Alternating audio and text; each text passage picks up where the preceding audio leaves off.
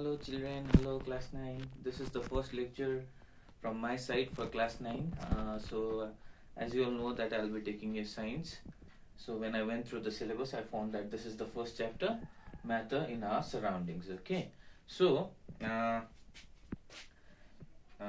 since we are having a lot of problems regarding the size of the videos and all, so what I have tried to do is I have written some points here on the board itself, but I'll be explaining those points clearly, don't worry. So basically, before going into the the core of the chapter, everyone knows what matter is, right? I don't need to introduce that. Everything is matter. This marker, this board, me, you, whatever. Matter is the stuff that makes up the universe, that everyone knows, isn't it? The universe is made up of matter, isn't it? It is the stuff. Matter is the stuff which makes up the universe. So basically, the science definition of matter is what you need to know initially. So anything that occupies space and has mass and which can be felt by our senses, that I have written on the board itself, is termed as matter, isn't it? Anything which has mass and occupies space. Occupies space in terms of science is called, which has called volume. Okay, which has volume. Anything which has mass and occupies space, that is occupies volume, is known as matter. So there are different characteristics of matter, physical and chemical characteristics. In this chapter, as it is an introductory chapter, we shall be concerned only about the physical characteristics of matter. Later on, we will be discussing about some of the chemical characteristics of matter as well. Okay, so as I have specified, so there are different characteristics of matter. It is first point is it is made up of tiny particles. Now, obviously, matter is made up of tiny particles. How tiny? How tiny? Imagine how tiny it can be. Did you imagine? It is tinier than you have imagined. Okay. So matter is made up of very, very, very, very tiny particles, even tinier than you can imagine. Okay. Now next is spaces exist between particles. Now what does this mean? This means suppose when you are cooking tea, for that matter. So when you are cooking tea, you pour milk or water or sugar or whatever, isn't it? Depending upon the taste of the tea that you want to make. What happens is once you add sugar to water or sugar to milk, what happens is they get mixed up, right? They get mixed up and tea is being produced, isn't it? Of course, we have to add tea leaves as well. So they get mixed up, and as a result of which we get our byproduct in the form of tea. So everything is matter, milk is matter, sugar is matter, everything is matter. So what is happening?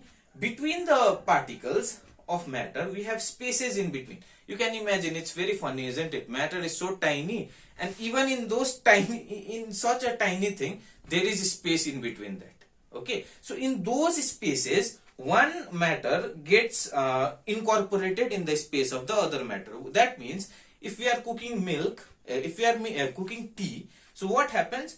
The space which is present in the particles of milk and the space which is present in the particles of sugar, they get merged up, isn't it? Okay, they get merged up and we get our byproduct, that is tea. Okay, so there are spaces which exist between particles. So that is the second point. Hope it is clear. Next point is the particles are always in constant motion. Which particles? The particles which comprise the matter. Okay, so they are always in constant motion and they are held together by forces of attraction. Okay, or else they will separate, isn't it? If the particles separate, then we will not have any molecule. We will not have sugar molecule. We will not have any molecule as such, isn't it? Isn't it? So the particles which comprise the matter, they are held by the forces of attraction. Okay, so hope these introductory points are clear. So now we are in a position where we can discuss about the different states of matter. Obviously, everyone knows there are three states of matter till now, that is solid, liquid and gas. This is known to everyone. Modern day studies have given light to other states of matter like plasma and Bose-Einstein condensate. So just to give you a brief little idea, everyone is familiar with what solid, liquids and gases are. So I'd like to I'd like to express the differences between solid, liquids and gases in tabular form, which I'll be showing. So, I have tried to express the differences between solids, liquids and gases in the form of a table. Actually, you people know what solids, liquids and gases are, but as it is mentioned in the syllabus, it becomes my duty to express the differences between the three states of matter, three major states of matter for that case. So as you know, solids, the particles in the solids, the interparticle distance in the solids is very small, and in the liquids the interparticle distance are large, whereas in the gases the interparticle distance are largest. Interparticle distance is largest. So as the interparticle distance is smallest in case of solids, so they have a fixed shape and volume, isn't it? This is a solid, it has a fixed shape and volume. This is a solid, it has a fixed shape and volume. This is a solid, it has a fixed shape and volume. Why? Because the interparticle spacing between the particles, between the molecules is very small, isn't it? So they are rigid, isn't it? On the other hand, liquids are also to some extent, they have a fixed shape, but they have a fixed volume, but they don't have a fixed shape. What does that mean?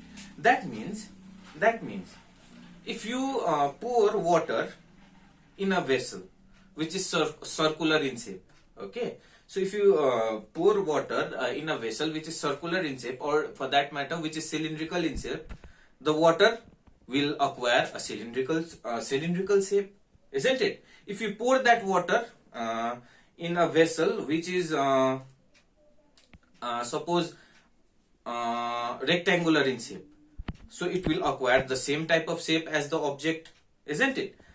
So what we can say is they are not having a fixed shape. For example, I have given an example of water. So water is not having a fixed shape, isn't it? So liquids, they don't have fixed shape, but their volume is fixed, isn't it? So you can fetch the same amount of water in a 5-liter jerrycan, and you can fetch the same amount of water in a 5-liter you can say bucket, isn't it?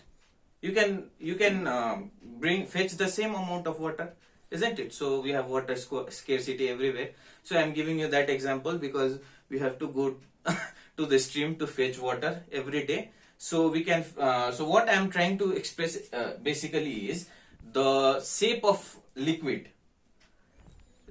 is not fixed, but the volume is fixed. Okay, 5 liters of water in a jerrycan and 5 liters of water in a bucket, they are basically having the same volume, but the shapes, as you can see, they are not fixed. Okay, so what we can say is solids have very high density and liquids have density, their density is lower than that of solids. Okay, so it becomes very simple now. Gases, they, isn't it, gases are volatile, उड़ के चला जाता है. So gases, neither they have a fixed shape nor they have a fixed volume, isn't it? So they can be compressed because the interparticle distance is very large in the case of gases. So the interparticle distance is very large, so the density is very low. Okay, density means mass per unit volume, isn't it? In this much volume, how many particles are embedded within a certain volume? That is density. So the density of gases is least and the density of solids is greatest. Now, as we know that the interparticle distance is smallest in case of solids, so this means that the forces we have already discussed when we were discussing about the characteristics of matter, that the particles in the matter, they are held by strong forces of attraction. So as you can see in solids, the interparticle distance is smallest. So solids, they have the particles which make up the solids, they have the strongest force of attraction in comparison to liquids and gases. Okay, so the particles in solids have strongest force of attraction, then liquids have slightly lower force of attraction, and the gases, the particles, they have least force of attraction, isn't it? Because the interparticle distance is largest, isn't it? Okay, now hopefully these points are clear to you, and these points are very very basic things which you should be knowing as per your standard, but I have just given you a quick recap of what it actually is. And as we had already discussed about the states of matter, I had also specified plasma and Bose-Einstein condensate in the initially. So plasma basically is an ionized gas. Okay, so we are not going into the details of these topics. Plasma, it is often called the fourth state of matter, and Bose-Einstein condensate, it is also a state of matter which is which can arise at a very low temperature, very low temperature. There is a mechanism for that that you don't need to go into the details. There are a few other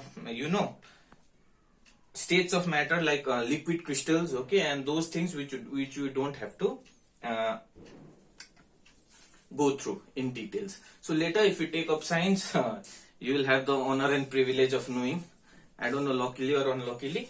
So for the time being, I think this much will wrap up our discussion on the states of matter. And when we for your kind information, I'll be giving the homework, your home assignment, in the WhatsApp group itself. So please look forward to the home assignment, and please solve it and send it there. Okay. So till then, thank you so much. Stay safe. We'll meet soon.